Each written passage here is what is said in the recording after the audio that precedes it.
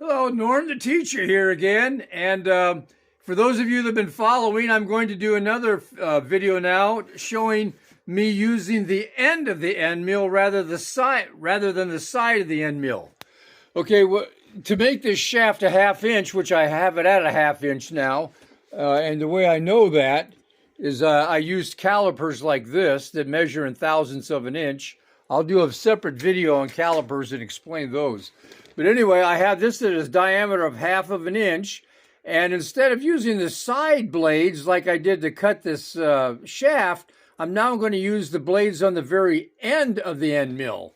And I'm going to run the table back and forth this way using this knob here. And notice when I do this knob, notice how the table's moving. Okay, I'm turning this, and there it's moving. I'm going to move it back. Okay, so what I'm going to do now is I'm going to move it back to the starting position. I'm going to move my thing down a few thousandths of an inch. Okay, that's a few thousandths of an inch, 2 or 3, and I'm going to turn on the machine.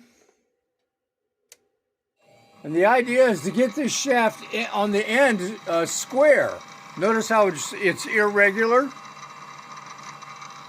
So here we go. I'm going to go on in.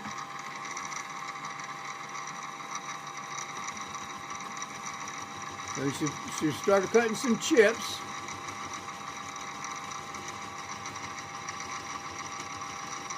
And I'm not doing the entire surface of the end. I'll do it in 2 passes. Okay, took off a little bit there.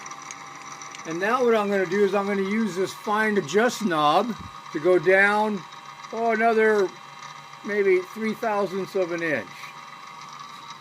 I'm going to lock it, and then I'm going to go back in again.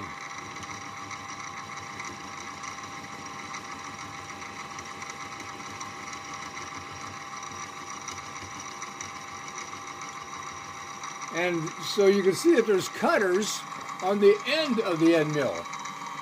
And you can see the result there. I think you can see, yeah, you can see a slight shadow there where it has done some cutting. And then I'll do the other half of the shaft in another pass. That's not a big enough end mill to do the whole end of the shaft in one swipe. All right, so that's using the end of the end mill to flatten the top of this, because I have to have it flat